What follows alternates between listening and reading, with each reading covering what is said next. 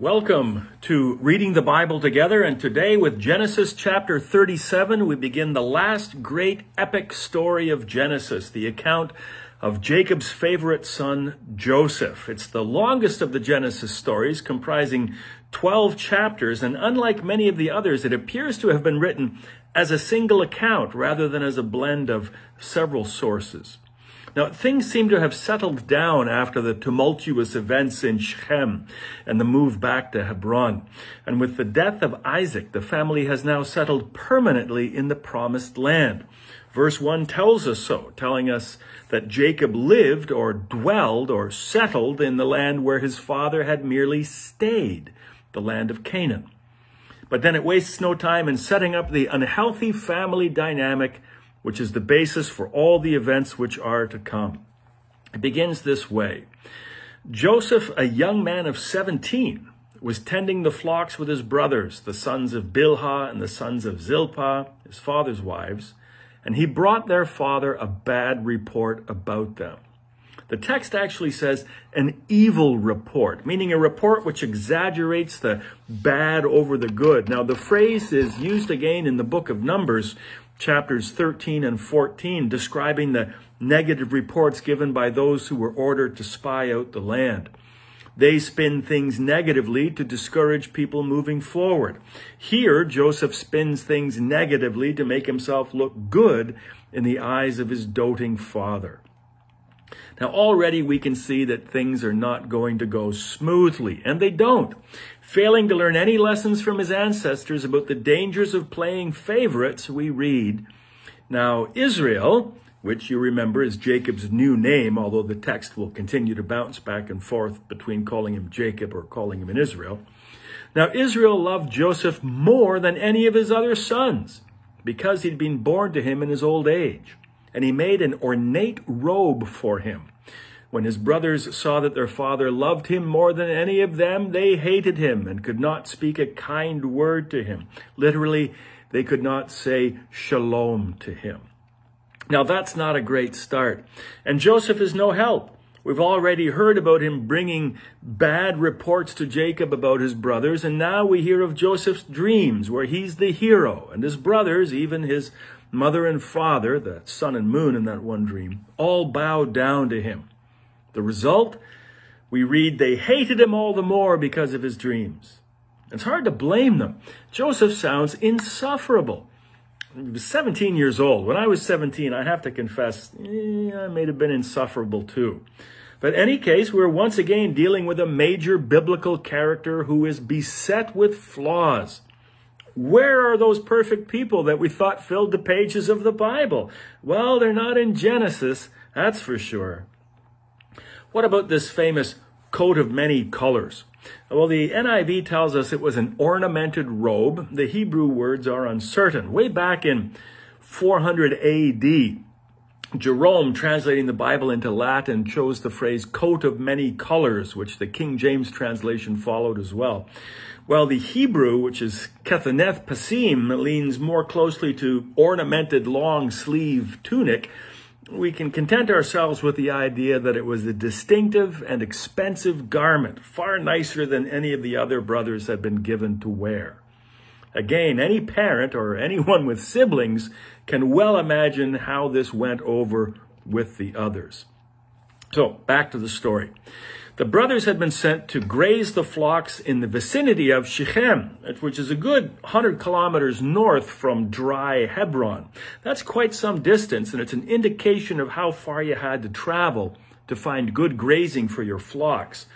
And that the flocks must have been extensive to merit such a journey. If this were a movie, though, there would already be some ominous music playing, ba-bum, ba-bum, ba-bum, because we know that bad things have happened in Shechem, and bad things are likely to happen there again.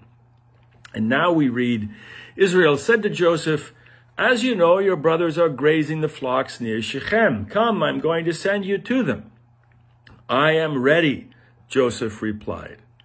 Cue the ominous music again, ba-bum, ba-bum, ba-bum, because Joseph's seemingly offhand response, "I am ready," or hineni in Hebrew, is not so random. Back in chapter 22, it's used 3 times in the story of the near sacrifice of Isaac by Abraham. And in chapter 27, it's used by Esau at the very beginning of the whole deception story. Each time, Hineni professes the loss or the potential loss of a favorite son. And it does here too. Note that the other brothers have been sent out on this long, arduous journey, while Joseph has remained behind, that his father might better dote on him. Joseph, you see, is being groomed for executive status, and his brothers as laborers. More cause for resentment. And Joseph is asked to bring back word, no doubt more of the aforementioned evil reports. He eventually finds his brothers in Dothan, about 10 miles north of Shechem, as they continue to search for forage, an indication that the land is beginning to dry up, a condition which will loom large in the story to come. More ominous music. So Joseph appears at a distance. His brothers recognize him from afar. Maybe that robe was brightly colored after all. And they say to one another, "Here comes that dreamer. Let's kill him and throw him into one of these cisterns and say that a ferocious animal devoured him. Then we'll see what becomes of his dreams." A cistern is an in-ground water storage system, something like a well, but fed by rainwater rather than a spring or an underground source. Let's throw him in that hole. A lovely family picture is being painted. My sister never threw me into a well, but she did once set me adrift on a raft, which tells you something about my sister. And what a pain in the neck I was as a little brother. Anyway, surprisingly, Reuben comes to the rescue, hatching a plan to rescue Joseph after the brothers had thrown him into the pit. This is the same Reuben, you remember, who led a failed power struggle against his father. Perhaps he's trying to work his way back into the old man's good graces. Well, this would certainly do it. "Oh, Dad, the other brothers were going to do away with your precious Joseph. I saved him." Well, plan or no plan, when Joseph arrives, his brothers strip him of his robe. The text makes a big deal of this, literally saying they stripped Joseph of his tunic, the ornamented tunic he was wearing, and they threw him into the empty cistern. Now note that it's empty of water, another indication of the drying up of the land. You need to be paying attention to these little details. Well, time for supper. The brothers leave Joseph behind so that his cries echoing up from the deep cistern will not spoil their meal. A caravan of Ishmaelites appear. Ishmaelites, distant relatives. They're on their way to Egypt. Now it's Judah who's getting cold feet. Judah said to his brothers, "What will we gain if we kill our brother and cover up his blood? Come, let's sell him to the Ishmaelites and not lay our hands on him. After all, he is our brother, our own flesh and blood." I love it. We can't kill him. He's our brother. Let's just sell him into slavery. A tender family, such a tender family. But when they return to the pit, Joseph is gone. Now, the NIV confuses this passage, but the Hebrew text is clear. While the brothers were plotting to sell Joseph to the Ishmaelites, a passing group of Midianite traders are drawn by Joseph's cries. They pull him out of the pit. They sell him to the Ishmaelites, making 20 pieces of silver out of the deal. And it's now the Ishmaelites who proceed with the tunicless Joseph in tow to Egypt. So the result of it all is now all the brothers have is the tunic. They return to the empty cistern. Reuben is distraught, seeing his hopes for restitution with Jacob vanish. So the brothers hatch a cover-up plan.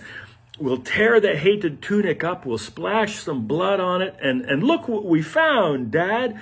And we'll let Jacob reach his own conclusion. And he does. And he enters into an inconsolable grief, which he says will accompany him to his grave.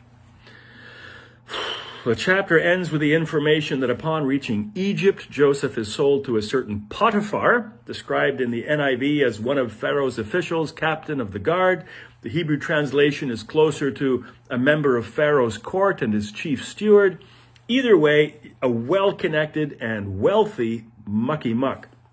It's a lucky break for Joseph, who must have made a positive impression upon the traders as both literate and able.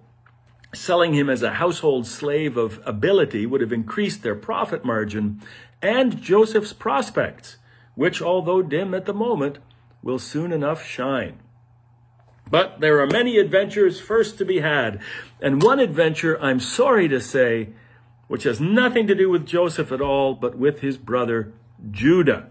And this story is a complete side note, included here perhaps because Judah had just recently been mentioned in the Sell Joseph story.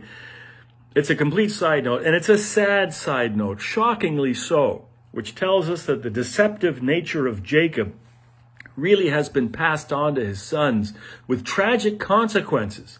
Tragic for Jacob, deceived into thinking his favorite son is dead.